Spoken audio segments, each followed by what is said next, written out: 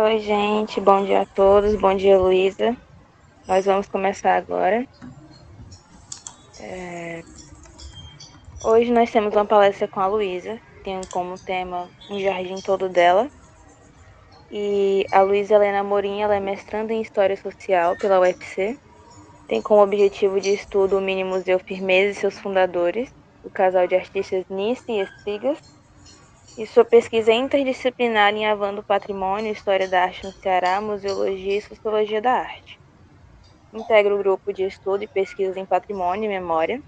É formada em jornalismo e especialista em teorias da imagem e da comunicação pela UFC.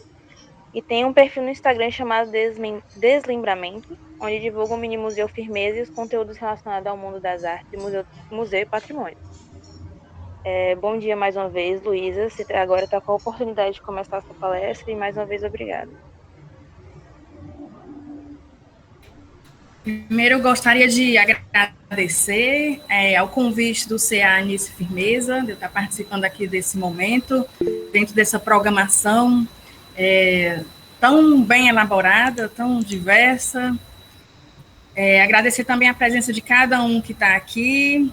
E aí eu cito o nome da Edna, minha colega lá do curso de História da UES-UAB, a Mel Lopes, a professora Eugênia Tavares, e agradeço a todos que estão hoje aqui. E a ideia dessa palestra é ser uma coisa bem formal. Estou dentro da academia, mas eu gosto dessa informalidade. Por isso eu gostaria de pedir quem se tinha vontade de ligar sua câmera, de interagir. É uma palestra interativa, não pretendo ficar aqui falando sozinha, e vocês vão já entender como é que vocês vão participar dessa conversa. Vou só abrir aqui os slides, rapidinho.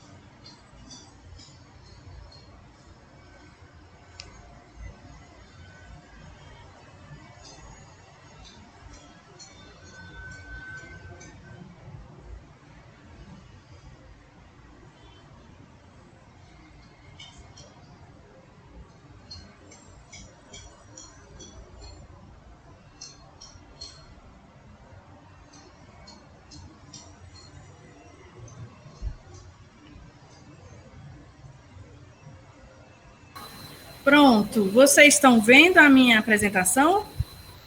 Sim, tá aparecendo. Pronto.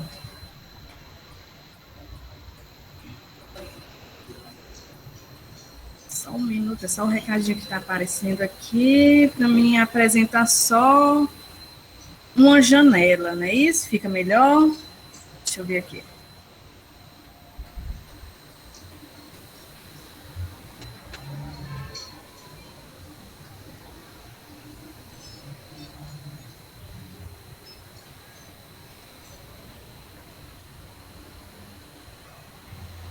Pronto, vocês estão vendo, né? Estão vendo a apresentação? Sim, tá aparecendo. Sim. Pronto. Sim, tudo ok. Então, o tema da minha palestra é Um Jardim Todo Dela, Nice Firmeza e os Afetos da Arte. Eu sou mestranda em História Social pela UFC, então o que eu vou apresentar aqui para vocês é um pouquinho dessa minha pesquisa, que ainda está em andamento. E é importante falar, já que eu estou trazendo um tema, né, para estudantes de artes visuais, muitos aqui, né, são estudantes de artes visuais. Esse é meu lugar de fala. Então, eu vou falar da Nice Firmeza, do Mini Museu Firmeza, mas a partir da perspectiva da história.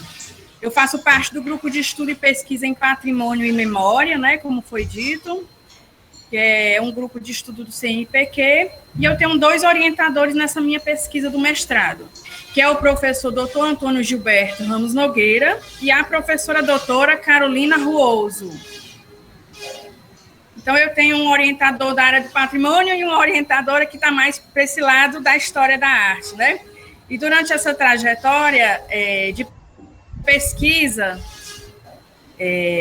eu tenho procurado me inserir muito nesse campo das artes. Afinal, eu sou da história e estou entrando em outro campo de conhecimento. E a Carolina tem proporcionado esse contato. Tenho feito várias formações na área de curadoria.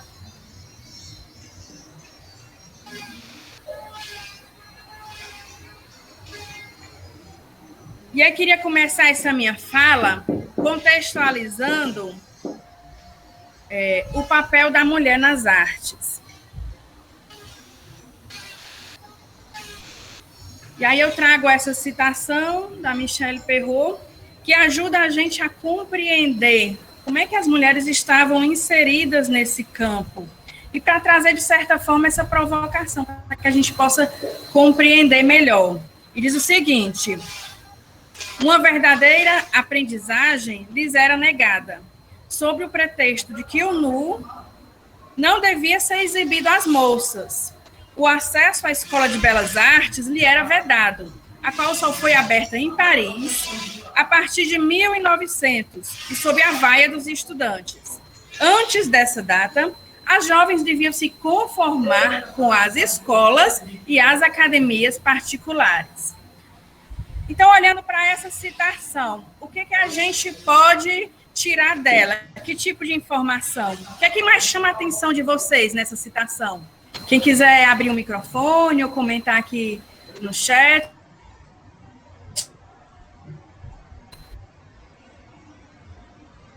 Luísa, só uma dúvida nesse período só, antes desse período só, a Júlia, né, que a Academia Júlia de Belas Artes, que permitia, né, o ingresso de mulheres, e havia, né, o estudo modelo vivo.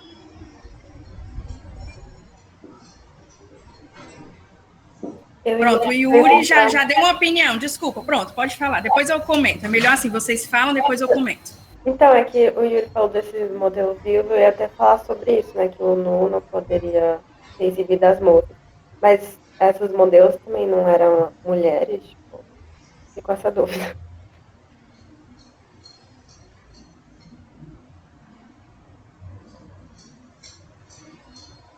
Não sei se deu para entender o que eu disse.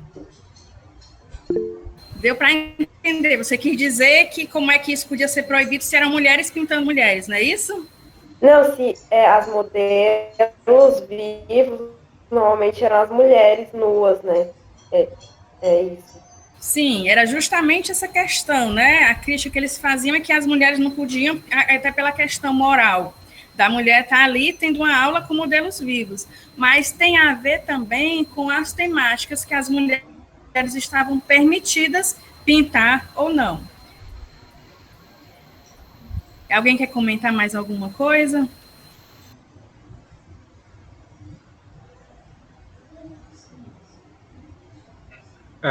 Na palestra de ontem, né, conversando com o Anderson, a gente discutiu justamente sobre isso, né, que, tipo, nas academias da Europa, né, e nos grandes centros urbanos, né, às vezes não tinham um acesso tão fácil, né, a esses espaços. E aqui, né, na SCAP, a Anice e outras mulheres, né, entraram no curso, né, de pintura livre, né, bem antes, né, do tempo. Exatamente. Aqui, a primeira vez que eu li essa citação, a coisa que mais me chocou foi essa história da vaia. Você imagina as estudantes chegando, recebidas com vaia, né? Algo que deveria ser uma conquista delas, elas estavam ali sendo recebidas dessa forma.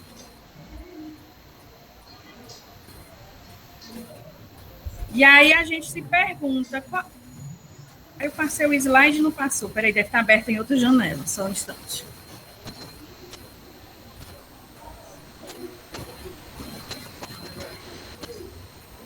Então, Então, a gente se pergunta qual é o lugar das mulheres artistas.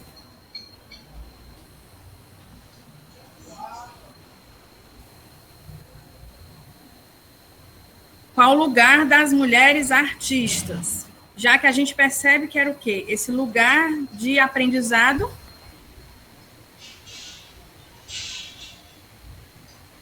era negado.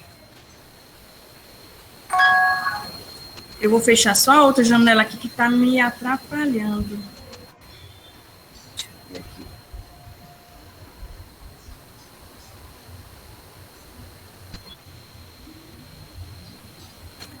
Pronto. Então, é esse slide aqui, pronto.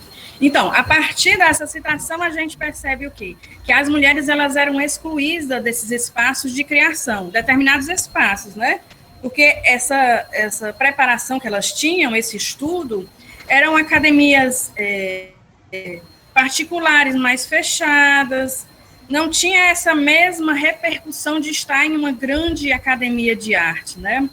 Era algo mais, digamos assim, doméstico, algo de fazer parte da educação delas, e não para se tornarem artistas. Então, elas eram vistas também como objetos de representação e não como produtoras de arte, como a gente pode observar em várias obras, né, retratando o corpo da mulher. E a partir dessa citação também a gente percebe que elas sofreram várias violências simbólicas até conquistar esse lugar de artista, de poder estar nos espaços, se preparando para ser artista, né?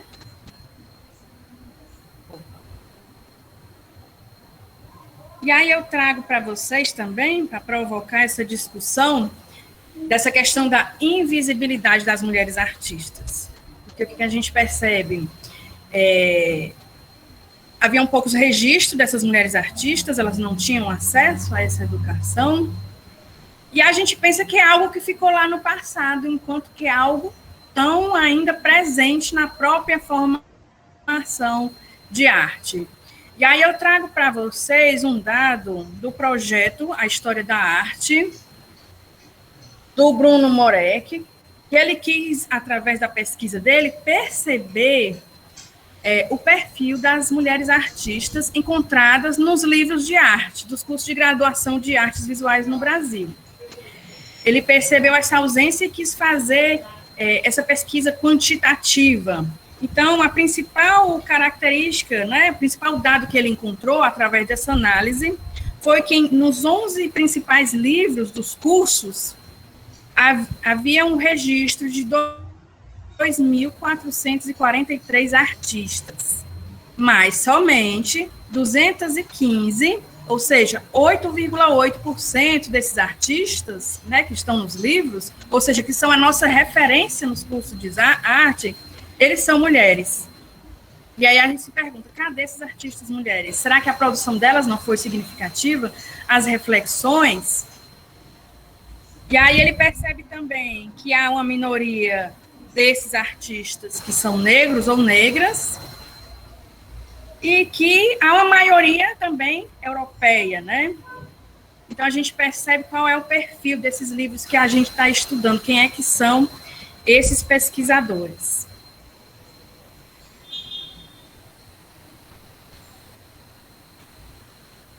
Mas, nessa trajetória das mulheres nas artes, vale destacar também a questão da resistência.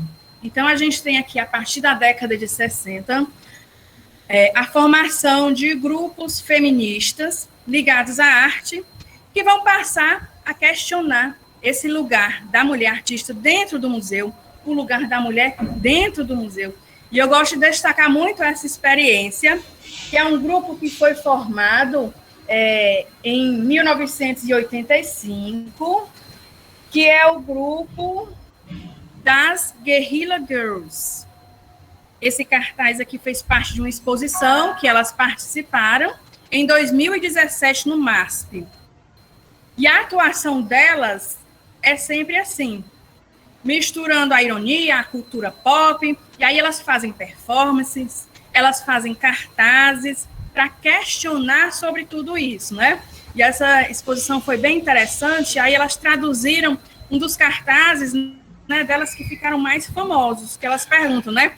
As mulheres precisam estar nuas para entrar no Museu de Arte de São Paulo? E aí, para essa exposição, elas foram conferir, né? A curadoria foi conferir se esse dado que elas perceberam se refletia também nessa realidade do Museu de São Paulo.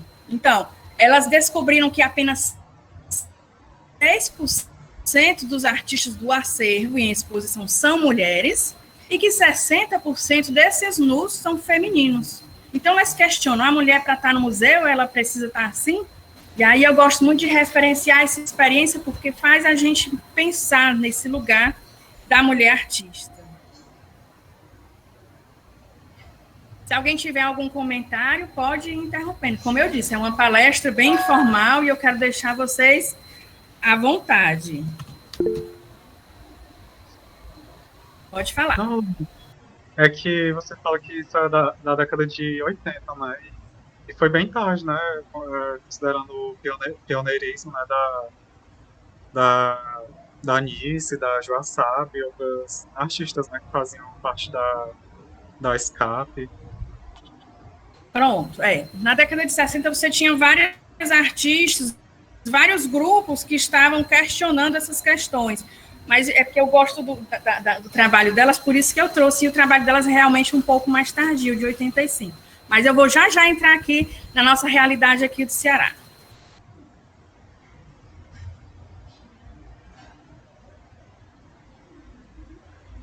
Inclusive, Luísa, porque aqui no Ceará, eu sou carioca, né? Eu vim morar em Fortaleza com 30 anos.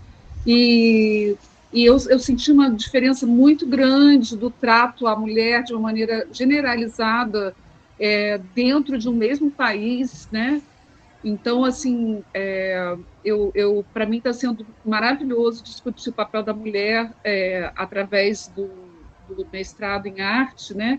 Nunca pensei que fosse me esclarecer tanto o papel da mulher por estudar arte, entendeu? Nunca pensei que isso fosse ser tão interligado, né? E eu ainda sinto aqui, hoje em dia eu não posso mais falar da minha vivência do Rio, porque já tem muitos anos que eu estou aqui, eu já tenho 54 anos, né? Então já tem quase 20 anos que eu estou aqui. Mas quando eu cheguei, eu sou arquiteta, eu percebia que eu, dentro da obra, era completamente diferente aqui do Rio de Janeiro. Assim, a mulher dentro da obra, ela era discriminada. Então, falando da fala desse rapaz, que eu esqueci o nome dele, um querido, qual é o nome dele? Que ele falou da Oi? Yuri. É o Yuri. Yuri, pronto, Yuri. É assim, porque você falando da Joaçaba e falando da Anice, né? Eu fico imaginando o que foi para essas mulheres, viu?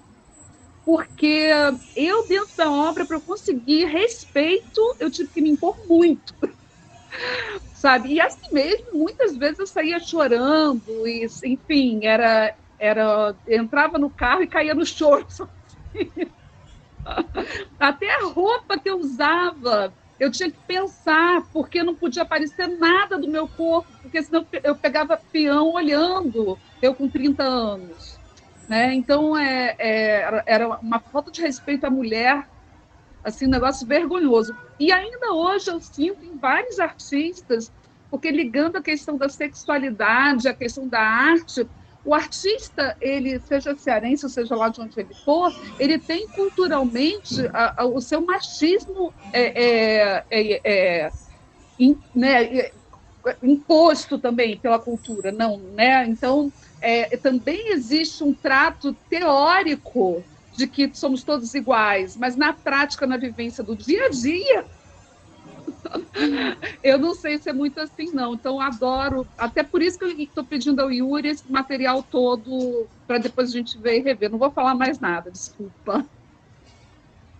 Nada, desculpa nada. Eu agradeço a sua contribuição, porque serve para a gente refletir sobre esse espaço da mulher. E hoje você está rindo, mas imagine na época como é que foi passar por tudo isso, né? E é por isso que eu trago toda essa reflexão, rapidinho assim, mas é importante para a gente entender esse papel da Anice também, dessas artistas. Então, por isso que eu trouxe um pouco dessas provocações, um pouco dessas pontuações, para que a gente possa compreender. E aí a gente chega aqui no contexto de Fortaleza. E aí eu estou pegando no recorte temporal de 1900 ao início da década de 50. E aí nós temos pouquíssimos registros dessas artistas mulheres. Através das pesquisas, eu só consegui enumerar 4 mulheres, certo? A Isabel Rabelo, a Maria Laura Mendes, a Joinha Fragoso e a Sinhar da Mora. E eu acho muito importante referenciar esses nomes, né? Trazer esses nomes dessa invisibilidade. E aí, em Fortaleza, você não tinha muitos espaços de exposição. E muitas vezes essas exposições elas eram improvisadas até nas vitrines de lojas. É verdade. Aliás, acho que acontece ainda hoje. Muitos artistas têm que ir para outras ramificações para poder se posicionar, né, de maneira artística, né? Isso. Então, era essa coisa improvisada, imagine como era para mulheres. E agora eu trago alguns marcos importantes de quando a gente fala aqui da história da arte no Ceará. E aí a gente tem que discutir o Centro Cultural de Belas Artes, que foi a primeira instituição de congregação, de reunião desses artistas, já no início dessas discussões por políticas públicas, né, para os artistas aqui na área. Liderada pelo Mário Barata, que foi um artista e que articulou muito essa área dos artistas, a importância dos artistas se organizarem. E um dado importante é que nenhuma mulher participou nem da fundação, nem das atividades do CCBA. Até que em 1944, né, o Centro Cultural de Belas Artes é extinto e é criada a Sociedade Cearense de Artes Plásticas. E quem estuda a história da arte aqui no Ceará vai sempre ouvir falar sobre a SCAP e a importância que ela teve. E aí ela é criada em 44, mas somente em 1950 é que a gente vai perceber as mulheres lá dentro da SCAP. E é justamente aí que eu começo a linkar com a história da Anice. Porque a Anice vai ser a primeira mulher a fazer parte da SCAP. Aí eu tenho aqui a Anice, a primeira aluna matriculada na SCAP, e foi a única também que ficou até o fim, porque a SCAP vai extinguir suas atividades em 1958. E é interessante essa entrada da Anice na SCAP, ela entrou porque ela se matriculou no curso livre de desenho e pintura. E essa entrada dela é importante porque ela entrou também por mérito. Ela morava em um prédio e vizinho a ela morava um artista, o José Maria Siqueira. E um dia ele percebe a Anice parada ali em frente ao prédio, tentando pintar a saída dos trabalhadores de uma fábrica na Jacarecanga. E aquilo chama a atenção, o trabalho daquela moça. E aí ele para e conversa com ela e observa a obra dela, e eles começam a ficar amigos. A Anice até conta que ficou amigo da sogra, né, desse artista, para se aproximar dele. Então, ela também não entrou assim de uma vez, ela teve que se aproximar dele, ficou amiga da sogra dele, porque ela gostava de jogar gamão, e a Anice conta que aprendeu a jogar gamão só por causa dessa senhora. E aí ele foi percebendo essa aptidão da Anice, e aí ele disse, olha, Anice, nós vamos criar o primeiro curso livre de arte e pintura, e eu gostaria que você participasse, porque eu percebi que você tem um dom para isso. E aí a Anice é a primeira mulher. E dessa turma participaram ainda a Nilza e a Lisete. E eu acho, assim, também, uma coisa que me chama a atenção é que elas são referidas, assim, pelo primeiro nome. Então, você não sabe a identidade dessas outras mulheres que entraram, né? E a gente percebe também que poucas escapianas, né, como eram chamadas as pessoas que faziam parte da SCAP, os escapianos, as escapianas, se firmaram profissionalmente. A historiografia só vai destacar 2 nomes, que é o da Anice Firmeza e o da Heloísa Joaçaba. e apenas uma professora, que foi a Angélica Torres, que era a esposa do Honor Torres, que também era professor da SCAP.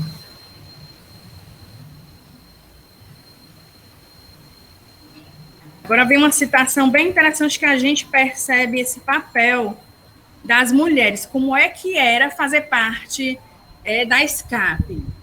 Porque os cursos de arte funcionavam à noite, nos altos do Bar Americano, que ficava na Praça José de Alencar. E elas tinham essas aulas, né, do nu artístico. E aí a Anice contou em uma entrevista o seguinte depoimento.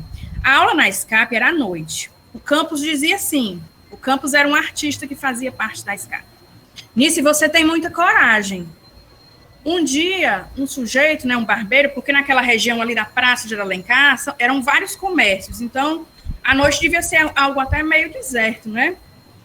E aí esse barbeiro chegou para o campus e disse, eu posso levar a minha também para lá? Ou seja, ele estava achando que era outra coisa, né? E aí o campus se aborreceu e disse, não, ali não é o que o senhor está pensando, não. Essas moças que estão indo para lá são as moças que estão indo para estudar arte, né? Porque eles só viam vários homens e só viam 3 mulheres, então eles estavam pensando que era outra coisa, né? Levando para esse outro lado, ou sei lá, de repente pensando que elas eram o quê? Prostitutas, algo assim, ofensivo, né? E aí ele dizia que a Anice tinha muita coragem por participar disso, né? E a gente fica pensando, nossa, que mentalidade, né, das pessoas. E agora é o que eu convido vocês a interagir, né? Como eu disse, essa palestra ela é interativa e eu não vou ficar aqui só falando. Eu numerei algumas imagens relacionadas a Anice, e aí vocês vão escolhendo alguns números e aí a gente vai comentando em cima dessas imagens. Aí eu nem destaquei também que esses slides foram feitos a partir de obras da Anice. Então, se vocês verem um bordadinho, essas pinturas, todas são obras da Anice. Então, eu gostaria de convidar vocês a irem escolhendo esses números para a gente ir conversando. Vamos lá? Qual é o primeiro número? Número 22. Vamos lá.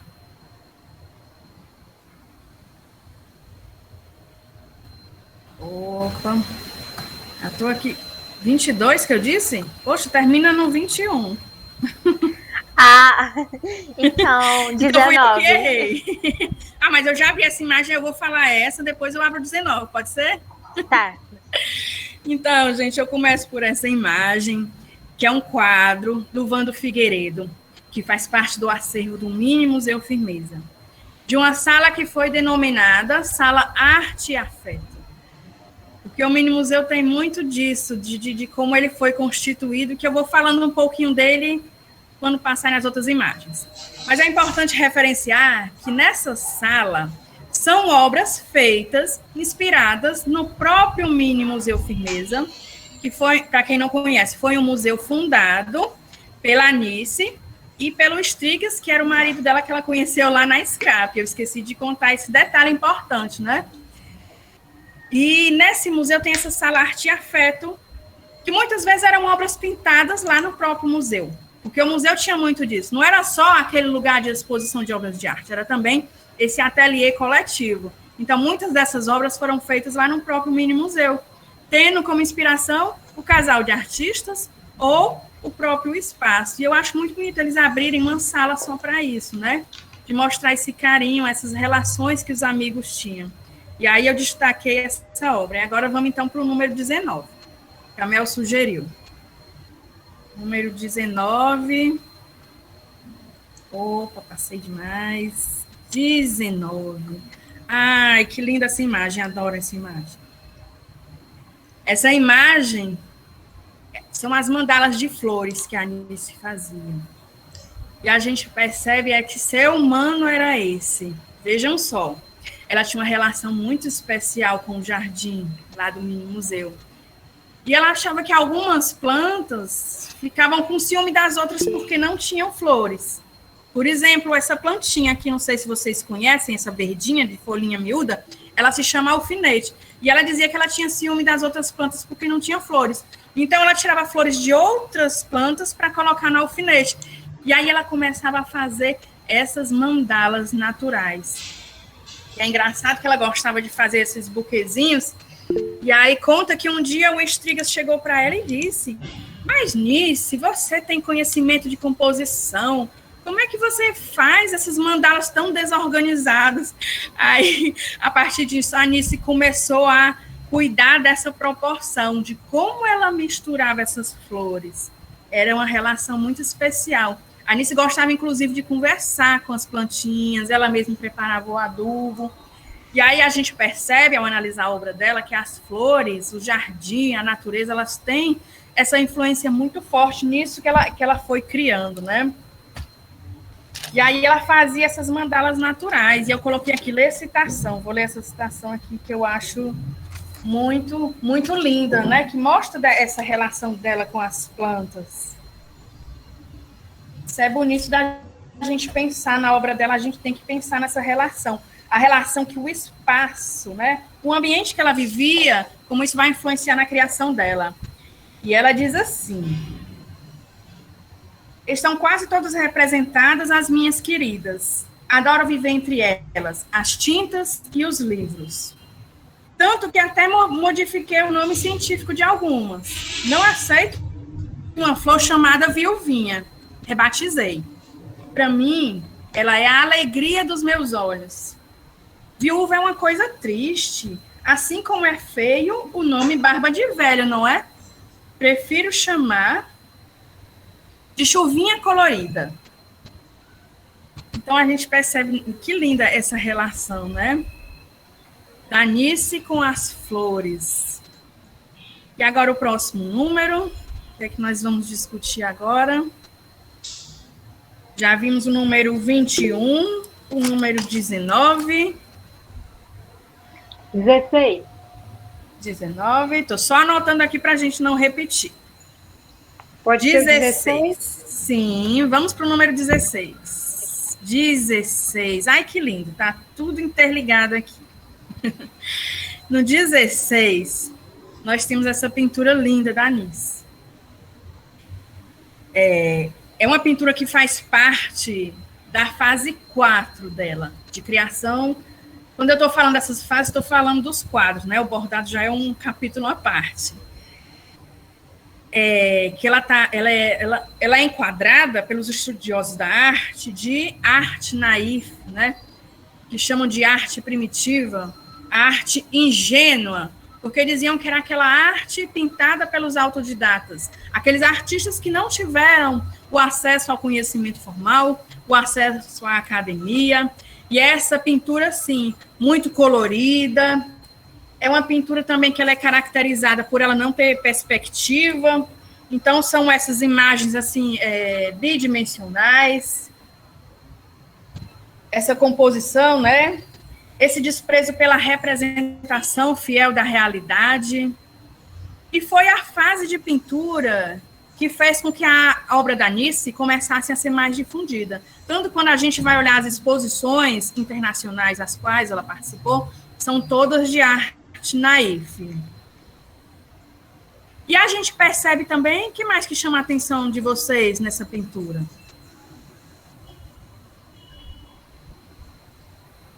Essa pintura, nossa, o livro sorteado é Eunice Estrigas, gente, que lindo, sou apaixonada por esse livro. Então, essa pintura que chama a atenção, além desse colorido que salta aos olhos, são as crianças, porque é uma fase que ela é influenciada por esse contato da Nice com as crianças, que é algo que também vai influenciar muito a criação dela. As flores e as crianças, né? Esse colorido, essa alegria. E aí elas estão presentes nessa pintura. São pinturas que remetem à infância. Então você vê crianças com árvores, com flores, brincando de roda, soltando pipa. São cenas infantis, né? Que trouxe esse reconhecimento da Nice, da obra dela. Porque quando a gente olha as outras fases, a gente vai perceber aqui, se a gente chegar a essas outras imagens, elas são bem diversas. E a ideia dessa palestra interativa é justamente isso. Talvez eu acho que com certeza a gente não chega ao fim dessas imagens, mas parte também dessa perspectiva, né, que é uma dinâmica que foi da minha co-orientadora, a Carolina Roso, que é da gente ir discutindo essas questões como se elas também não tivessem fim. até porque a minha pesquisa está em andamento, até porque numa palestra, a gente não ia conseguir discutir tudo sobre esses afetos da Nice relacionados à arte, né? Então, próximo número. 13.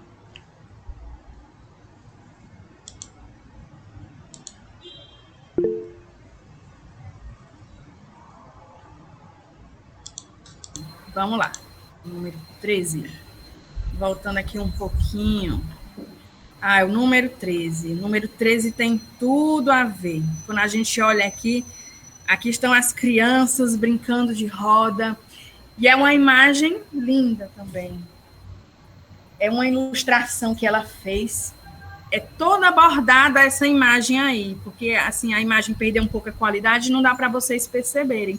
Mas a ilustração de um livro que ela fez, do Flávio Paiva, chamado Flor de Maravilha.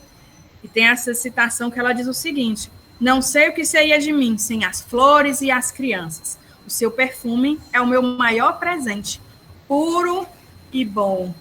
A gente percebe como a Nice se identificava, né, com as crianças, com essa ingenuidade, com essa forma de ver o mundo. Próximo número. Mas se alguém tiver algo a comentar, pode ficar à vontade. 7. Número 7, vamos lá. O que terá no número 7? Número 7. Número 7. Número 7, eu estou falando aqui das amizades. E quando a gente fala do Mini Museu Firmeza, tem muito a ver com as amizades. Porque o sítio dos Firmezas, ele está localizado lá no bairro Mondubim. E naquela época era algo muito distante, tanto que era um bairro onde ficavam as casas de veraneio. E essa casa onde foi montado o Mini Museu Firmeza era a casa de veraneio dos Firmeza. E aqui nessa foto a gente tem o quê? A Nice com alguns amigos artistas. E esse museu ele foi fundado assim com os artistas. Quando a gente olha o próprio acervo do museu, ele foi formado a partir das doações de obra desses artistas, ou trocas de quadro, ou compras a preços simbólicos. E os artistas estavam sempre aqui nesse museu, né? Aprontando, criando. Era esse ambiente coletivo de criação. Que quando o Mini Museu ele é fundado, a SCAP ela já tinha sido extinta, né? Porque a SCAP foi extinta em 58 e o Mini Museu Firmeza ele foi inaugurado oficialmente em 69. Mas antes disso ele já era compartilhado com esses artistas da cidade. Então a gente pode até dizer que o Mini Museu Firmeza vai ocupar um pouco dessa lacuna que a SCAP deixou. Porque a SCAP reuniu os artistas em um grande ateliê coletivo, né? Como o Anderson deve ter falado ontem. Então, isso ficou muito na formação artística, tanto da Nice quanto do Strigas. Então, eles abrem a casa, abrem esse espaço para essa criação, para esses artistas, para as discussões de crítica literária. Tudo que eles pintavam, eles conversavam entre si, faziam as críticas, as obras uns dos outros. Então, era muito esse espaço de amizade, esse espaço coletivo, né, de fruição. Então, pensar nisso é também pensar essas amizades, o quanto que ela sempre estava disposta a receber as pessoas lá na casa dela, né? Receber até de uma forma muito afetiva, muito carinhosa, que a gente vai perceber em outras imagens. Aí eu peço para vocês o próximo número.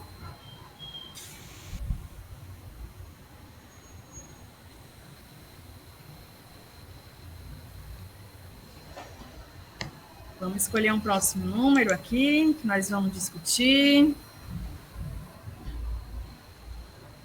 E agora, olhando para essa foto, eu esqueci de botar minha florzinha no cabelo, que eu ia botar para discutir. E aí eu não vou dizer que eu estrago a surpresa, eu preferia que vocês escolhessem um número. A gente continuar essa discussão. Vá no 18. 18, vamos lá. Número 18. Opa. 18. E aqui a gente chega num ponto fundamental. Falar de Nice Firmeza e afeto é falar também do papel dela como arte educadora. E a gente percebe mais uma vez a questão das crianças. Porque logo que ela se muda para o Mini Museu Firmeza, Mini Museu Firmeza não, aí na época era o sítio, quando ela se muda para esse sítio, ela se muda em 1961, e foi quando ela casou com o Estrigas. E ela vai morar lá nesse sítio, só ela, o Estrigas e a sogra, né, a dona Bárbara.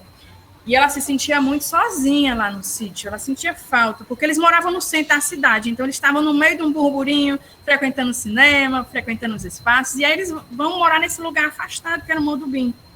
E aí, em 62, ela começa a dar aulas de pintura para as crianças do bairro. Eu acho isso muito lindo, dela partilhar desse conhecimento. E aí, as primeiras aulas dela foram para essas crianças do entorno, e ela ficava muito feliz. Mas é na década de 70 que ela começa a trabalhar arte e educação nas escolas. Ela deu aulas de educação, arte e educação para crianças também no Conservatório Alberto Nepomuceno. Então, tem essa citação que eu gosto muito, que ela fala o seguinte: eu gosto muito de lecionar para as crianças, porque foi através delas que eu consegui um pouco da simplicidade, da naturalidade, e vi que precisamos ser nós mesmos, deixar para trás todo o mau condicionamento e mostrar apenas o que somos. A gente percebe essa grande influência das crianças nessa fase dela, que é uma fase assim, muito diferente das fases anteriores. E que eu acho que é a fase que ela se encontrou na pintura. Não é à toa que é a fase que as obras dela vão ganhar museus, né? Vão ganhar exposições internacionais. Próximo número.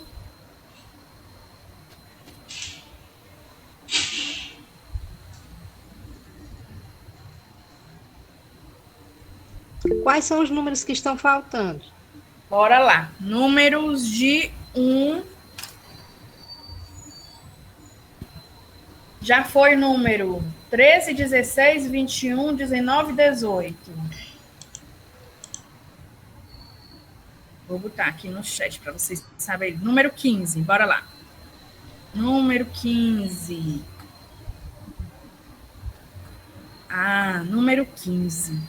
Aqui nós temos as mandalas bordadas. Nossa, já apareceu para vocês também?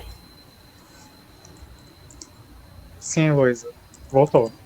Voltou? Pronto.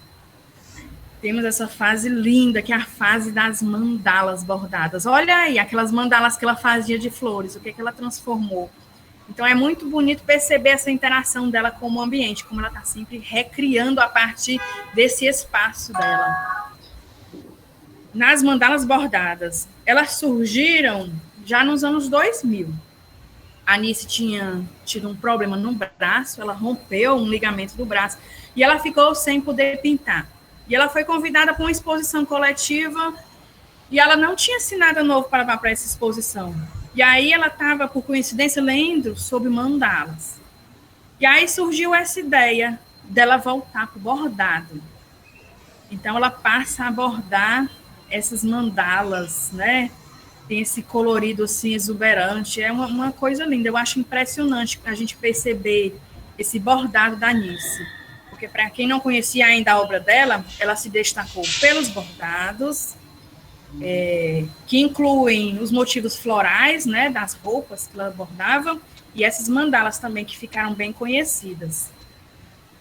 E é muito interessante, quando eu falo das mandalas, eu gosto de referenciar o TCC da Anastácia Brito. Eu não vi se ela está aqui conosco, que ela fez o trabalho dela aqui no IFCE, né, em artes visuais, que ela trata das mandalas da Anice. E as mandalas têm toda essa coisa meio mística, né? Tem todo um significado. É interessante a análise que a Anastácia faz, né, dessas mandalas da Anice.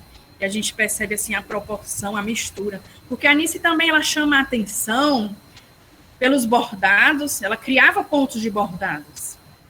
É muito difícil, as pessoas se inspiram, mas conseguir fazer igual o bordado da Anice. E também por essa harmonia de cores, quando a gente observa os bordados, como ela mistura essas cores e como fica algo tão lindo, algo tão potente, né? Próximo número. Vou botar aqui, ó. Já foi o 15. Já foi o 8? 8 não. Estamos indo mais para o final. Vamos agora para o número 8. Comecinho. Deixa eu ver o que foi que eu registrei aqui. Número 8. Ah, que lindo, eu adoro essa foto. Então, aqui na foto, eu ainda não tinha mostrado o Strigas, né, gente? É importante a gente falar também sobre o Strigas. Eles se conheceram na SCAP. Então, tem toda essa questão da gente pensar no relacionamento de artistas, de artes tão diversas. Quando a gente olha para o estilo dele, para o estilo da Anice, são tão diferentes. E eram personalidades também diferentes, né? Enquanto a Anice era essa pessoa muito alegre, comunicativa, colorida, exuberante, o Strigas tinha esse jeito assim, mais sério, mas ele também era assim... Gostava também muito de acolher as pessoas, os artistas, as pessoas que chegavam querendo alguma informação. E aí eu coloquei essa citação que eu acho ela assim maravilhosa. Numa entrevista ele disse o seguinte: ela para cá e eu para lá. O colorido dela, assunto dela. A composição da Anice é muito diferente do meu trabalho. Às vezes a gente faz a observação do trabalho um no outro, assim como a gente observa o trabalho de todo mundo. Então, a gente observa como eles conviviam em harmonia, né? Cada um com seu estilo, respeitando essas diferenças, né? O Strigas, ele pintava, ficou muito conhecido pelas suas aquarelas, e aí eram outros tons, eram outras temáticas, as telas, e aí a Anice tinha essa coisa, por isso quando a gente também vê muitas fotos, a Anice está assim, sempre muito sorridente, o Strigas mais sério, e é muito lindo a gente pensar essa forma, né? Esse respeito pela arte, pelo estilo, né? De cada um. Quando a gente observa, assim, os dois juntos, né? Como eles estavam sempre juntos. E essa questão também da crítica, como eu falei, né? Lá no Mini Museu eles estavam abertos a isso. Muitos artistas só iam fazer suas exposições depois de levar lá no Strigas, para ter a opinião dele, né? Então, ele tinha muito esse lugar dessa referência, né? De falar da qualidade dessas obras, né? Era uma pessoa que tinha muito conhecimento de história da arte. A Anice também gostava muito de ler, mas eram realmente duas personalidades e artistas bem diferentes. Então, a gente pode ir por esses números iniciais, né? Antes do 8, por exemplo, ninguém escolheu nenhum número. E o número 1 já foi, Luísa? Não, vamos lá, Edna, vamos para o número 1. Vamos. Opa, já vou passando, já vai aparecendo. Ah, número 1, temos uma foto aqui da Anice em ação. Anice é arte educadora. E a gente olha para ela e é muito... A gente vê os registros, né, de quanto... que isso era importante para ela, porque ela tem essa fase da arte educadora, das aulas com as crianças e também das aulas de bordado também, que ela passa a ministrar as rodas de bordado, debaixo das mangueiras. Então, eu já falei até um pouquinho, né, de como ela começou essa faceta dela de arte educadora, que foram as crianças do bairro. E é importante a gente perceber essa relação que o Mini Museu tinha com o entorno ali no Modubim. Não era só aquele espaço vivenciado pelo artista, mas estava de portas abertas ali para a comunidade, de receber essas crianças, de pensar, né, nessas relações, de como o museu deve ser compartilhado com todos, né? O Mini Museu era muito isso, compartilhado com todos, os artistas, pessoas interessadas, grupos de crianças, muitas escolas levavam as crianças para conhecer lá o espaço. E a gente tem que sempre referendar esse papel dela como arte educadora, que é um papel muito importante. A maneira dela lidar, essa questão de trabalhar com as crianças, né? De deixar as crianças livres para imaginar, para criar as cores que elas imaginavam, né? A Anice, porque se tem uma coisa que marcou a infância da Anice, porque ela começa a pintar ainda na infância, na escola, e ela foi muito mal incompreendida. Porque naquela época, as aulas de arte eram o quê? Fazer cópias de outros quadros, de gravuras. E a Anice nunca se deu com essa história de cópia. Então, se o professor colocava uma gravura lá na lousa e dizia para os alunos para copiarem aquela gravura, a Anice pintava de uma perspectiva diferente, uma cor diferente, uma maneira diferente, ela sempre dava aquele toque dela. E é interessante, ela estudava em colégio de freira, e aí uma freira, a irmã Margarida, ela contava muito essa história, chegou para a mãe dela e disse, olha, a sua filha, a Maria, ela não tem jeito para arte, não. Sinto muito dizer para a senhora. Se eu disser que ela tem jeito, eu vou estar sendo desonesta. Eu acho até que ela tem algum problema de visão, porque eu mostro para ela as coisas de um jeito e ela acaba pintando de outro. É uma cor diferente, é um elemento diferente. Então, você vê a importância dessa questão das crianças na arte, de um professor impor certos modelos, certas metodologias, como essa questão da cópia perfeita, e que pode estar pondo fim num sonho, né, de uma criança que teria a possibilidade de chegar a ser um grande artista. E com a Anice foi assim. Na escola ela teve muitas dificuldades. Depois ela teve outro pintor de arte também, e que ele disse que ele quadriculava o quadro todinho, e as meninas tinham que fazer tudo milimetricamente aquela cópia. E a Anice nunca fazia, e o professor dava 0, e era aquela coisa. E é interessante essa história da Anice e essa irmã Margarida, que muitos anos depois, quando a Anice já era pintora conhecida, saía em reportagem de jornal, essa irmã Margarida mandou uma carta para ele. E nessa carta, ela pedia desculpas e reconhecia que a Anice era, sim, uma grande artista, e pedia desculpa por quase ter matado esse sonho dela de ser artista, que ela, na verdade, não conseguia compreender isso na época, e que agora, vendo essa trajetória, ela percebia, sim, e parabenizava e dizia que era uma grande fã do trabalho dela, né? Eu acho isso muito importante de referenciar quando se fala da arte e educação, dessa sensibilidade de como é trabalhar com as crianças, de trabalhar com a própria criação, com a cópia, né? De refletir sobre essas metodologias. É um ponto muito importante de se falar sobre a Anice, sobre os afetos, sobre esse olhar que ela lançava sobre as crianças, né? De compreender esse colorido. Não é à toa que ela traz esse colorido para as obras dela, né? Nessa fase 4 de pintura. Número 7? Não, número 7 ainda não foi. Então, vamos para o número 7. Deixa eu só dizer uma coisa, eu achei interessante, foi o paralelo da... 7 já foi. Desculpa. Oi, pode falar. Não, a imagem dela, né, mais idosa, com estrigas, e ela mais jovem. O sorriso, né, que ela passa é aquele mesmo, mas você percebe que com o passar do tempo, ela parece que incorpora a arte dela e tem um semblante assim, tão assim, acolhedor, né, uma coisa assim, tão meiga, uma coisa, você sente através das rugas, daquilo que o tempo deu à imagem dela, uma clara demonstração da arte, né? Eu achei linda essa transformação, né? Que ela passa, que a imagem dela passa com o tempo.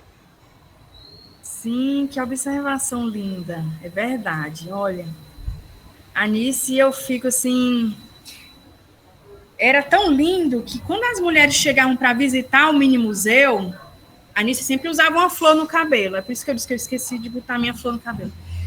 Ela tinha esse costume, quando ela acordava, tomava o café, ela já botava a flor no cabelo. E as mulheres que chegavam ao mini museu Firmeza, ela presenteava com a flor no cabelo. Então, todo mundo saía com aquela flor. E é engraçado que ela conta uma história, né? Que um dia ela botou uma flor, uma papoula no cabelo. E aí alguém disse, Nice, por que você não troca essa flor? Essa flor tá tão grande, tá escondendo o seu rosto, a beleza do seu rosto. Aí ela disse, não, porque eu tenho que colocar todas as flores no meu cabelo, senão umas vão ficar com ciúme das outras. Então, a gente percebe a delicadeza da pessoa. Era realmente um estilo de vida. A arte dela era o que ela vivia, era o que ela era, né? Número 7 já foi essa imagem, adoro essa imagem dos amigos, né? Desse sorriso, desse acolhimento nas pessoas. que quando a gente para pensar no acolhimento, porque o museu foi fundado na casa dela, então era uma casa-museu, você imagina o que você abrir sua casa para as pessoas, e não eram só amigos, recebia gente de todo tipo, estava a casa de portas abertas, né? Quando eu paro para pensar, poxa, que gesto. Que geralmente as casas-museus, elas são fundadas quando as pessoas morrem, né? Aí os familiares resolvem abrir a porta, deixam todos aqueles itens pessoais, mas nesse caso não, eles continuavam morando. Então, era um espaço compartilhado, né? O público e o privado estava aberto ali para as pessoas. Como se um mini museu fosse uma obra de arte, né? A ser compartilhada com quem tivesse disposto a conhecer, a usufruir desse espaço, né? Então, vamos para que número? Eu vou colocar aqui no chat os números que já foi o 7, já foi o 8, 15, 19, 21, 16, 13, 18. Falar de início é sempre falar de afeto, e foi uma das coisas que mais me chamou a atenção quando eu ouvia falar. Por que esse afeto está sempre relacionado a esse casal de artistas, a esse espaço, né? Foi algo que me incentivou a pesquisar sobre esse museu. E eu nem falei, assim, como foi que eu tive acesso, como é que eu entrei, né? Já que vocês não disseram nenhum número, eu vou continuar falando aqui. A minha... Mas vamos 3 depois, o 3. 3. Pronto, vou só contar essa história aqui e vou para o número 3. Então, o meu contato com o mini museu foi em 2018, eu fiz um curso lá de curadoria colaborativa. E eu era a única da história. Todos eram ligados às artes visuais. Eu nunca tinha tido uma experiência assim. Não sabia, assim, bem o que era uma curadoria de exposição. Não tinha esses conhecimentos ainda. E aí foi importante, porque conhecer esses bastidores me percebeu que ali eu, como historiadora, eu tinha muitas histórias para contar. E que isso era importante de trazer para a sociedade. Então, desde 2018 que eu venho pesquisando, e principalmente quando eu entrei no mestrado, né? O meu projeto é sobre eles, como eu já falei para vocês. Mas foi um espaço que eu me senti muito acolhida. Eles já não estavam mais aqui. A Anice faleceu em 2013, o Strigas em 2014. Então, esse contato que eu tive muito próximo já foi algo quando eles não estavam lá. Não estavam, mas, na verdade, estavam, né? Porque a casa está lá para a gente perceber como é que era esse ambiente, como é que eles construíram essa história tão bonita. E aqui no número 3, nós temos a Anice em ação, nos bordados. E tá aí o que eu falei para vocês, ó, a flor no cabelo, a roupa bordada, e ela tá com um paninho aqui belíssimo, fazendo esse bordado. Oi, Yuri, pode falar. Não, eu acho interessante, assim, que em muitas bibliografias, né, livros falam que a Anice elevou o bordado à categoria de linguagem artística, né, até expondo no exterior. Eu acho muito interessante isso, porque o bordado sempre foi considerado uma arte menor, né, um artesanato. Tem gente que tem, tipo, quer distinguir, né, o artesanato da arte. Aí o Yuri trouxe um ponto, assim, essencial.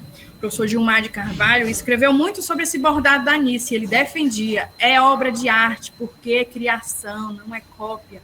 Ela criava esses desenhos, essas tramas, essa composição. E aí ele dizia que a Anice já era uma pintora conhecida, né, quando ela retomou o bordado. Porque o bordado vem da infância, depois eu vou contar essa história. Mas ela só retomou na fase adulta.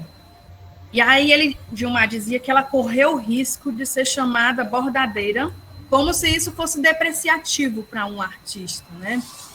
Quando, na verdade, esse bordado é obra de arte. E aí ele falava muito disso, né? E aí a gente pode pensar um pouco nisso. É artesanato? É arte? E aí você tem aqui a Anice, quando a gente olha para esse saber do bordado, que é considerado um patrimônio imaterial, né, que é o saber fazer. O bordado também foi o que levou a Anice a ser reconhecida uma mestra da cultura. porque justamente a Anice estava ali passeando, né, entre o erudito e o popular. E aí você tem a Anice elevando esse bordado aí à categoria de arte, né, fazendo esse bordado, levando esse bordado para os museus, fez exposições inteiras, né, de bordado, como eu já falei, das mandalas, e aí tem essa questão das roupas, né, e aí eu falei da Anice, né, que ela aprendeu a bordar ainda criança. A Anice tinha 8 anos de idade, e ela é lá do Aracati. E aí ia ter um curso de bordado lá no patronato. O patronato oferecia cursos para as moças pobres da cidade, né? E aí oferecia essa formação, né? Porque a gente sabe que a educação da década, eu estou falando aqui de década de 20, 30, oferecia essa formação para as meninas, né? Se prepararem para ser donas de casa. E aí tinha as aulas de bordado. E a Anice queria, e a mãe dela disse, não, você não vai fazer esse curso de bordado, não, e não deixou. Mas a Anice, desde criança, ela era cheia de invenção. O que foi que ela fez? O pai dela tinha uma mercearia que ficava do lado do patronato. E aí ela se matriculou, escondida da mãe. Ela disse lá para as freiras que a mãe dela tinha permitido, quando na verdade não tinha. Então ela saía todo dia escondida para essas aulas, né? Cobertada pelo pai dela. E aí, um belo dia, teve uma festa lá no patronato, e a mãe dela, a dona Hermeta, chega e encontra uma foto lá das estudantes do curso de bordado. E adivinhe só, no meio das moças tinha uma criança. E aí ela olha assim de longe, aí, nossa, mas que menina parecida com a Maria.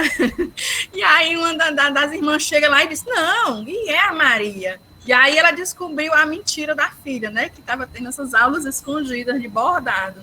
E foi assim que nasceu a Anice, bordadeira Anice artista, né? E a mãe dela brigou muito, proibiu ela e tudo.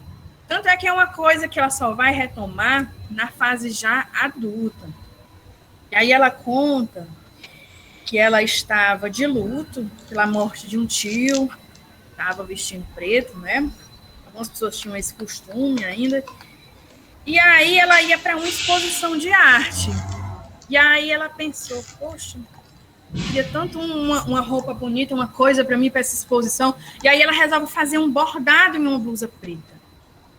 E aí quando ela chega nessa exposição, ela chamou a atenção dos amigos, chamou de todos que estavam lá. E aí os amigos passaram a pedir para que ela bordasse camisas para eles.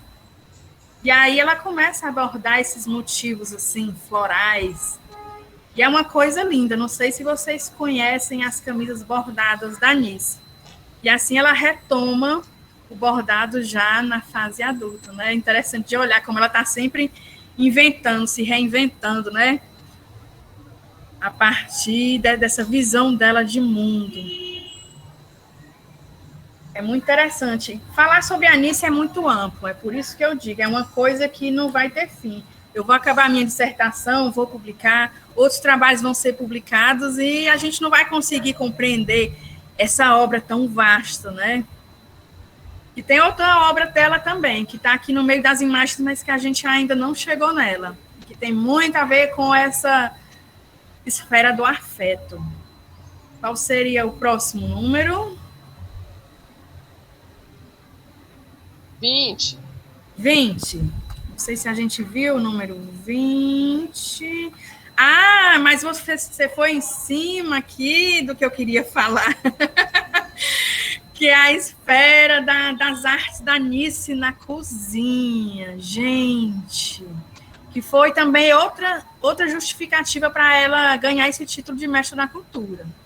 A Anice estava sempre inventando. E como eu disse, ela inventava a partir desse ambiente onde ela vivia. E a partir das frutas do sítio, ela passa a inventar doces, bolos. E isso é muito lindo, porque tem a ver muito com essa esfera, né, do afeto, do cuidado. Os bolos que ela criava, ela dava o nome de Nilo. Tem o bolo Nilo-Nice, né, que é a mistura de Nilo com Nice, né, porque o nome do Estrigas é Nilo, né. Então, E tem muito essa questão também de quem visitava o mini museu, é como eu digo, visitar o mini museu era uma experiência, não era só contemplar, era de criar, mas era também de recebida por esse afeto. Porque a Anice fazia questão de preparar os seus doces para receber esses convidados. Então, você podia visitar o mini museu, ela não te conhecia e tudo, mas com certeza, ao final da visita, ela te chamava para experimentar desses doces. E eram doces, assim, muito diferentes, que ainda hoje as pessoas falam, né? Tinha doce de... O doce dela, que falavam muito, era o doce de siriguela seca. As pessoas pensavam que era ameixa, mas, na verdade, era siriguela seca. Tinha doce de casca de laranja da terra. Esse doce minha avó também fazia. Doce de coco verde, que eu nunca ouvi falar desse doce. É uma coisa que eu só vi nas obras da Anice, eu acho que é criação dela mesmo. Então, acompanhada da sogra, Dona Bárbara, ela passa a criar esses doces, aproveitando as frutas da estação, e usava muito disso para receber essas pessoas que visitavam o sítio, né? E isso era muito bonito, isso fazia parte do afeto. Onde você já se viu visitar um museu e terminar na cozinha ou debaixo das mangueiras experimentando um doce feito pela própria dona da casa, né? Eu acho isso, assim, fantástico. Então, ela aproveitava o caju, ela aproveitava muito o caju. Teve uma história que ficou famosa. Ela tinha uma proximidade ali muito grande com os padres da comunidade. E um dia ia chegar um cardeal, um arcebispo, alguém assim importante, né? Lá na comunidade da igreja, e eles saíram pedindo na comunidade de algumas pessoas que pudessem preparar alguns pratos para receber essa pessoa.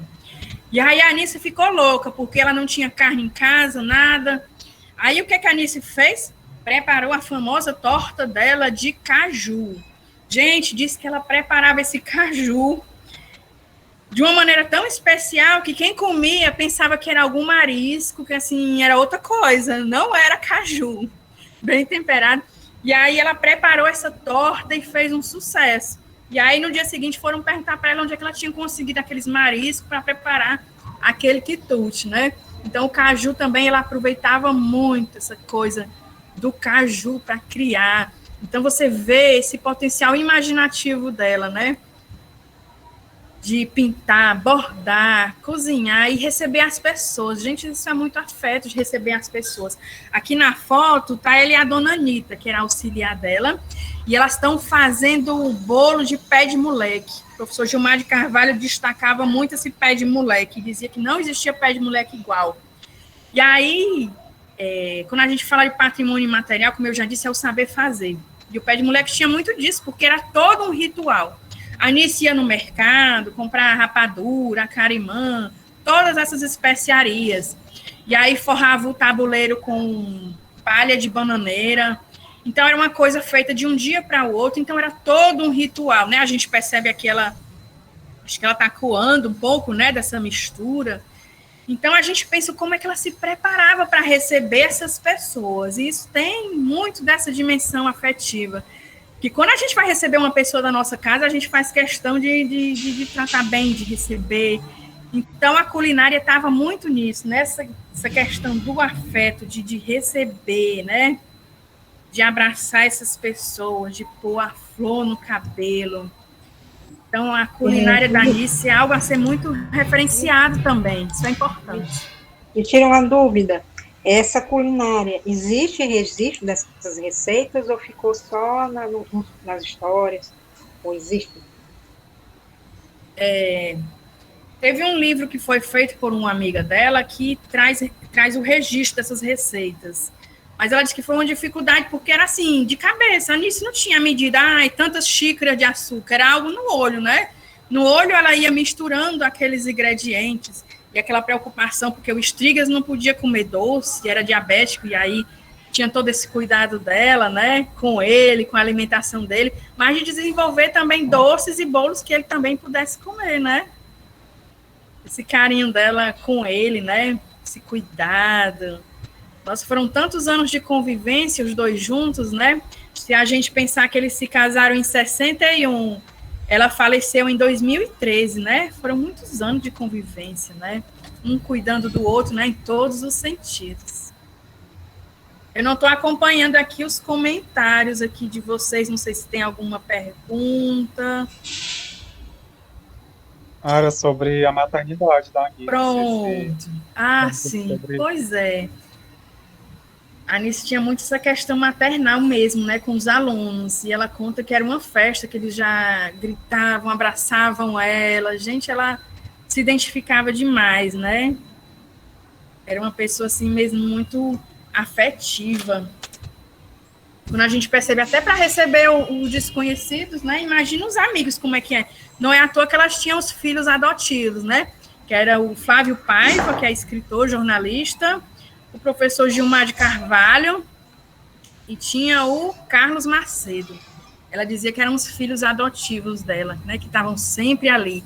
Todo sábado eles estavam ali fazendo essa visita. Porque o museu ficava de portas abertas a semana toda, mas principalmente aos sábados era aquele dia, né, que iam o maior número de visitantes. E aí ela se preparava assim, fazendo esses doces maravilhosos. Aí tinha um doce também de carambola, né, que ela cortava as estrelinhas. Diz que ela preparava uma mesa assim, eram vários tipos de doce, você ia misturando um doce com outro. Tinha todo esse ritual também para comer os doces da Anice, né? Essa invenção até na hora de saborear.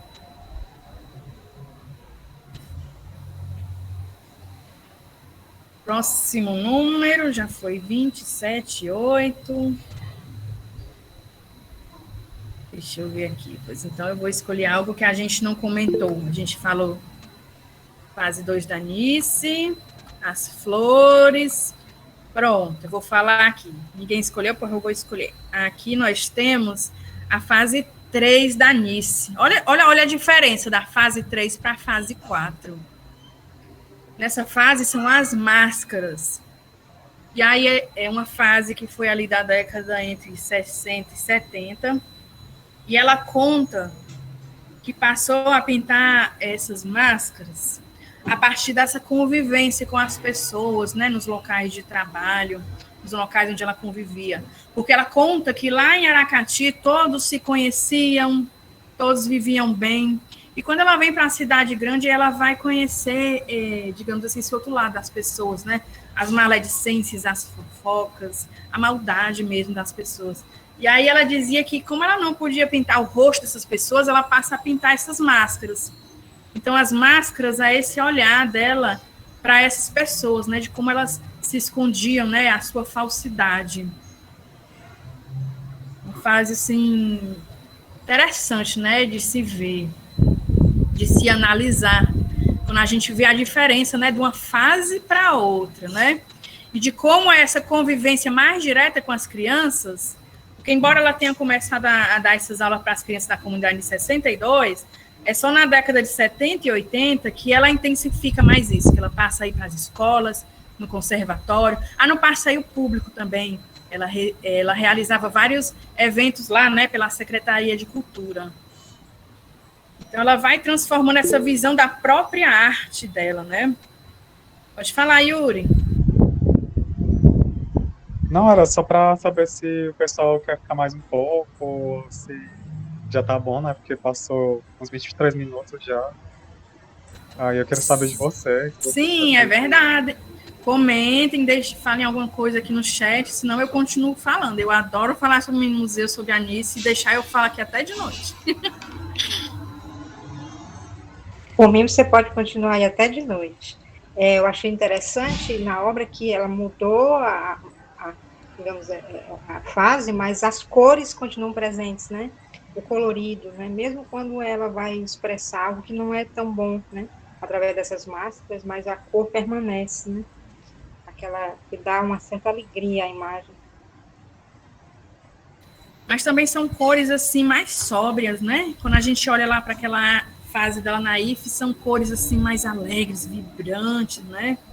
Aqui, por mais que ela dê esse colorido, é isso, é uma outra paleta de cores, né?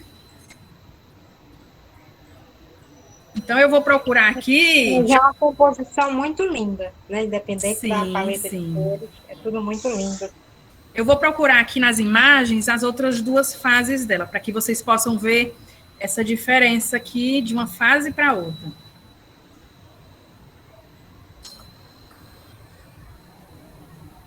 Opa, número 11. Aqui no número 11, nós temos a primeira fase dela, que é essa fase figurativa, que é da década de 50, que é justamente quando ela entrou na SCAP. Na SCAP, os alunos tinham acesso a todos os tipos de técnica, carvão, pastel, a pintura a óleo.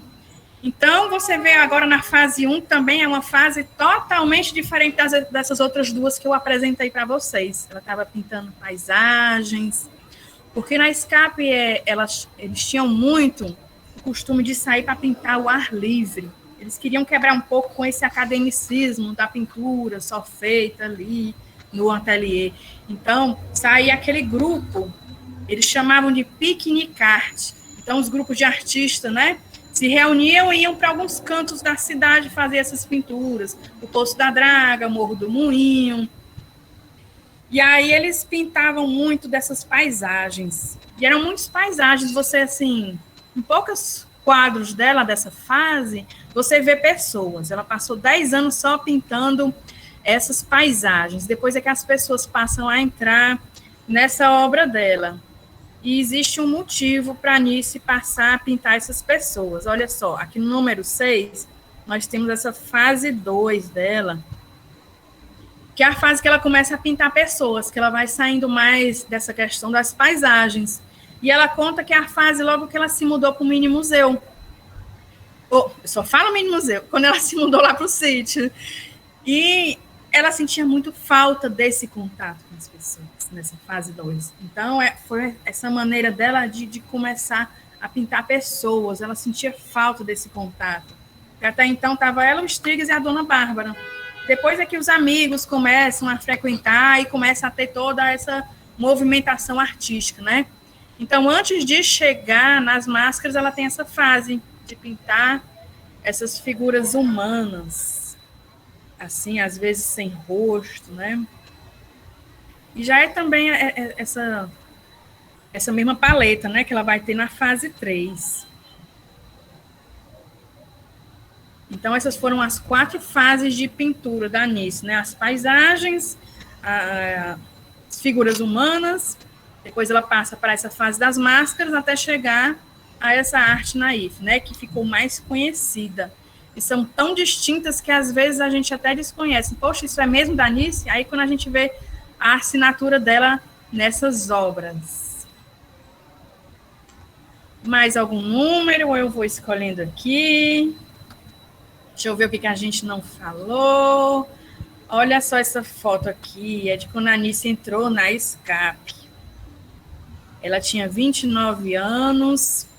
E é interessante falar sobre isso, porque fala também dela como mulher e como artista. Porque o pai dela havia falecido e o responsável por ela era o irmão mais velho. Então, ela começa a fazer o curso de arte na SCAP e, logicamente, tinha os gastos com as pinturas, com algumas coisas, materiais. E aí, o irmão dela passa a reclamar disso, né? Então, o que a Anice faz? Vai desistir do sonho dela? Não. O que a Anice faz? Vai atrás de um emprego para ela mesma ser independente e custear a arte dela. Então, a Anice vai trabalhar na empresa telefônica, fez uma seleção, passou. Então, ela mesma pagava pelo material dela, tinha a independência dela, né? Número 1. Vamos lá para o número 1. Número 1 já foi, que é a arte educadora. O 2, então. Número 2. Pronto, eu já falei sobre ele, mas ainda não tinha mostrado, né, para quem não conhece. Para quem não conhece, esse aqui é o Mini Museu Firmeza, né? É o sítio onde eles moravam. Essa foto está meio assim, mas na época da Anice era tudo muito florido. Tinham flores aí, papoulas de todas as cores. E essa casa, assim, nesse estilo, né, alpendrado, essa casa mesmo da década, acho que de 30, 40, e era muito interessante, né, porque essa plaquinha aqui é coisa do próprio Strigas, né, Firmezarte, Residência Artístico-Ecológica de Anice Strigas. Mas é justamente isso, era casa, Era museu, era ateliê, era essa vivência ecológica, né, no meio dessas plantas, dessas frutas. E uma coisa que eu não falei também, algo que chama muita atenção, que as pessoas gostam no mini museu, é o enorme baobá. Tem um baobá lá enorme, que é filho do baobá lá do passeio público e que foi plantado pelo Estrigas. E é onde foram depositadas as cinzas dele, né? Que foi um desejo dele, que quando morresse, as cinzas dele estivessem lá, aos pés do baobá. E o baobá tem muito disso, né? Esse símbolo de resistência, e que simboliza tão bem esse museu, né? Que vem lutando para se manter, né? Há muita dificuldade para manter esse espaço, né? Tem uma pergunta aqui. Desde que eles se mudaram para o sítio, foi transformado em museu ou a ideia do museu surgiu depois? Então, eles se mudaram em 61 e o museu só é oficialmente criado em 69, né? É como eu digo, já existia aquela experiência de ateliê, já tinha algumas obras, que eu acho que foi uma ideia tão natural, porque eles já tinham esse acervo, né? Os amigos iam doando, e aí surgiu essa ideia, né? Vamos montar um museu com essas peças, e aí eles foram se mobilizando, né? Então foi uma ideia assim, muito natural que surgiu depois, que eles já estavam morando lá, que já era um espaço, né, habitado pela arte. Nossa, Eugênia, você esteve lá. Ai, devia ser uma experiência maravilhosa, né? Ser recebida por eles, né? Eles tinham toda essa atenção. A Anice gostava muito de receber as crianças. Ela estendia uma lona aqui, debaixo das mangueiras, iam pintar, iam fazer o lanche, era algo realmente muito especial. É uma experiência, como eu digo, quando eu conheci, eu fiquei muito encantada com tudo isso e quis contar essa história, porque é algo que a gente pensar, né, sobre esse casal abrir as portas de casa, né, dessa maneira.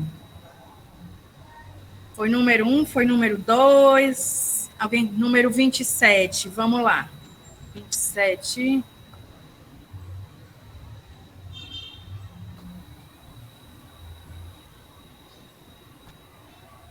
Não, termina no número 21. 21 nós já vimos, 20, vimos o 19, as máscaras, mandalas. Pronto, eu fui de baixo para cima, eu gosto de contar essa história também, que eu acho ela assim muito significativa. Essa parede, que é chamada Nice, essa parede, Missa, desculpe, essa parede cinza, e foi a homenagem que o Estrigas fez quando a Nice faleceu. O Estrigas, olha só como eles eram diferentes. Enquanto a Nice era católica, né, ia sempre à missa lá na igreja de Mondubim, o Estrigas era ateu. Quando a Nice faleceu, né, na missa de 7º dia, ele decidiu que não ia para essa missa. Ele ia ficar em casa, ia fazer essa grande homenagem para ela, que é essa parede chamada Missa, que está na sala Nice e Estrigas, né, do Mini Museu. Então, ele foi pegando várias obras dela, fotografias, e fez essa grande homenagem para ele, né?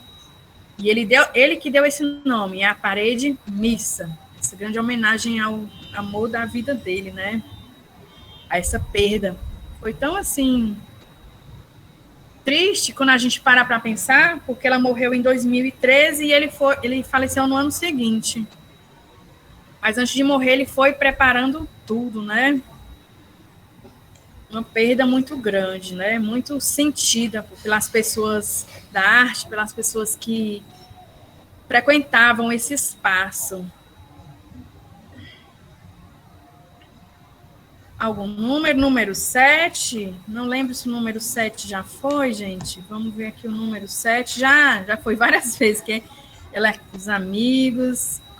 Aí aqui no número 5, olha que lindo, aqui a gente consegue ver um pouco aqui do acervo da sala principal aqui do Mini Museu, e temos os dois. E aí eu falo dessa questão, né, da museologia e afeto, que era muito disso, da maneira como eles recebiam as pessoas, da maneira como as pessoas compartilhavam desse espaço. Aqui eles estão na sala Arte e História. É a sala principal, logo quando você entra no Mini Museu. E o Estrigas tentou fazer nessa sala de certa forma, uma ordem cronológica da história da arte no Ceará, desde a pré-história até a fase contemporânea. Então, ele organizou os quadros dessa maneira. O Strigas, ele estudava a história desde a pré-história, ele chegou a fazer alguns registros fotográficos lá em Itapipoca. Ele e a Anice, um grupo de amigos, foram para lá fazer fotografias da arte rupestre, né? Ele chegou até a publicar um livro sobre esses estudos dele. Número 5. Esse é o número 5, né? Número 5, número 4 já foi, o número 3. Gente, será que já foi tudo? Número 8. E aqui o número 9. Olha só, gente, nessa foto a gente consegue perceber as blusas bordadas da Anice, para quem não conhecia, né? Esse desenho único, né? Essa padronagem. É lindo de perceber as texturas dos pontos, a harmonia realmente das cores. Muitas bordadeiras dizem, né, da dificuldade que é tentar imitar esse estilo dela, porque ela tinha essa harmonia, como ela mistura e como tudo fica bonito, vibrante, né? Essas camisas também, elas fizeram parte de exposição também. Ela gostava de bordar para os amigos e diz que cada bordado era diferente, tinha a cara do seu dono. Número 12. Número 12.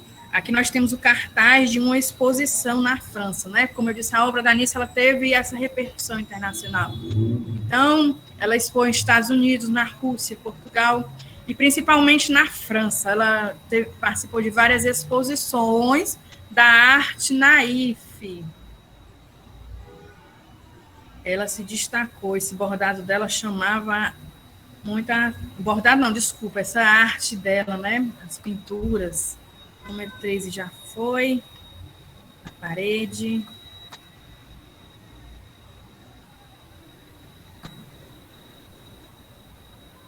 Se alguém tiver algum comentário, pode ficar à vontade. Essa imagem aqui não foi, que da Anice aqui, ainda adolescente. E aí ela fala o seguinte, né, que na década de 30, olha só, era difícil ser artista, né? Naquele tempo tudo era muito censurado. Diziam que as moças artistas iam para o cabaré com os rapazes, mas que era tudo mentira, né? É porque era uma fase muito rígida. E aí eu coloco aqui essa fase dela adolescente, artista em formação, para lembrar também que a Anice também tentou ser atriz. Ainda adolescente, ela participava das peças teatrais do colégio, gostava, se vestia, se caracterizava, mas disse que uma das peças, ela fazia um papel meio como o irmão dela disse, muito sofisticado, né? Tiraram a sobrancelha dela, botou um salto alto, e o irmão dela não gostou muito. Foi uma confusão quando chegaram em casa e tudo, e aí ele proibiu a Anice de ter essas aulas de teatro. Inclusive, ele tirou a Anice da escola, por causa disso. E durante muitos anos ela era muito ressentida por isso, de não poder participar, né, dessas peças teatrais. E aí, quando ela resolve entrar para a SCAP, esse mesmo irmão dela vai fazer a oposição, e a mãe dela parte em defesa e disse, não, ela já sofreu muito por ter sido proibida de fazer o teatro, então ela vai pintar sim. E até porque ela já tinha a independência dela, né, conseguiu um emprego para manter essa arte. Algum número que ficou faltando aqui? Eu acho que já foi tudo. Se alguém tiver alguma pergunta, estou só passando aqui rapidamente para ver se eu deixei passar alguma coisa. Eu acho que já foram todos os números. 19 já foi? 19. 11. Deixa eu ver aqui.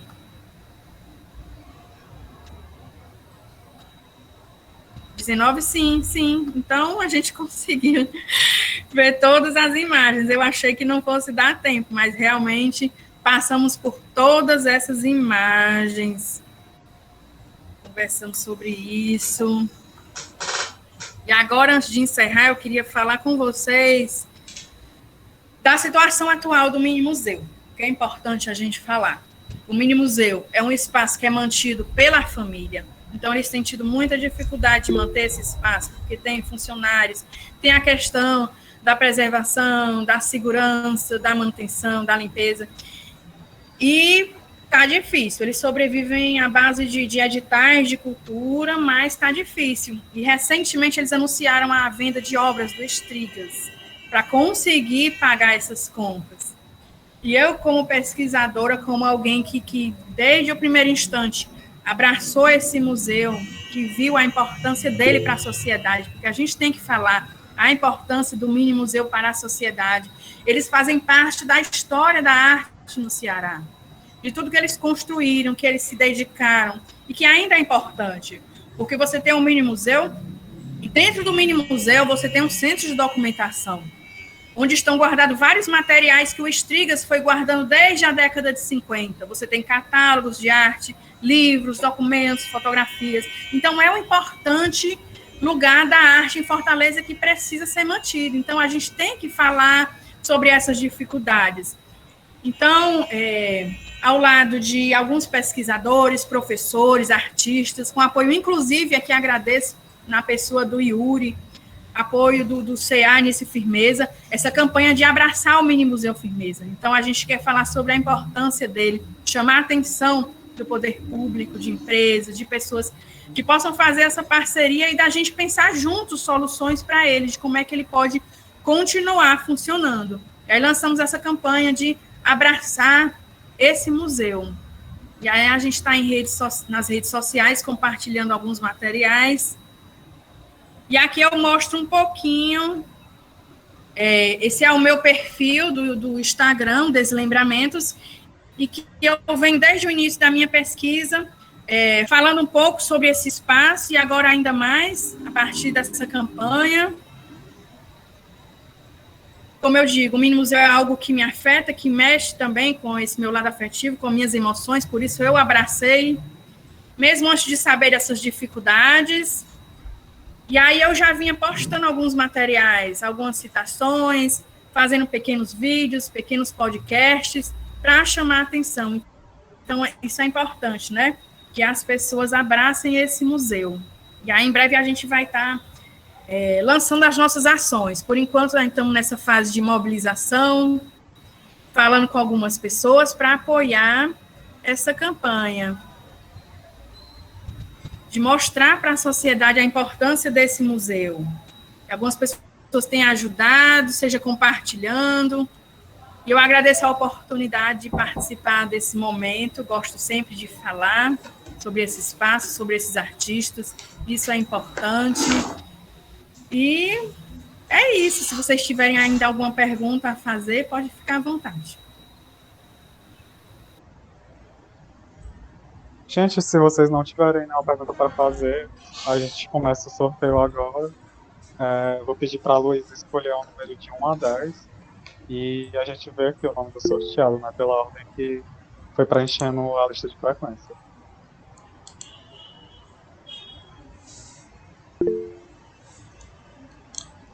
Escolher um número de 1 a 10. Gente, deixa eu pensar um pouquinho. Eu acho que eu vou escolher o número 1, quem foi a pessoa aí que se empolgou primeiro aí de participar dessa palestra. Quem foi, Yuri? Foi a Iris que foi sorteada. Ela chegou a preencher o formulário primeiro, então o livro é seu. A gente vai dar um jeito, né, de entregar você aqui no campus do IFCE Fortaleza, ou em algum ponto, né, assim, do shopping, algum local. E é isso, gente. Eu agradeço muito a participação da Luísa, todos vocês que apareceram. Vamos disponibilizar mais tarde a gravação da palestra.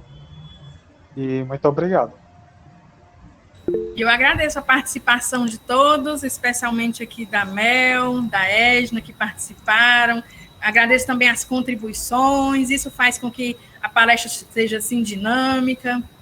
Então, agradeço e convido vocês a visitarem o Mini Museu, já que está fechado, pelo menos o site, o perfil do Instagram, e apoiar essa pesquisa, que ela é necessária. Sim, gente, eles têm uma lojinha onde eles vendem alguns produtos, aí vocês podem estar indo lá no site que eles fazem a entrega, viu? Para toda Fortaleza. Ok, obrigada, viu, Luísa? Adorei a sua palestra, assim, até o tema é delicado, é singelo, ele reflete realmente o que você colocou, e é, assim, uma coisa, eu não conheço o Mini Museu e fiquei aqui numa ansiedade de conhecê-lo, porque você descreve e coloca com tanta paixão que consegue transmitir pelas suas palavras, e isso é encantador. Muito obrigada. Eu que agradeço, e é engraçado que eu sempre que falo do Mini Museu, tenho apresentado alguns trabalhos, né, em eventos acadêmicos, e as pessoas dizem isso, que querem conhecer. Eu deixei aqui no chat o site deles e as redes sociais para quem quiser conhecer um pouquinho mais.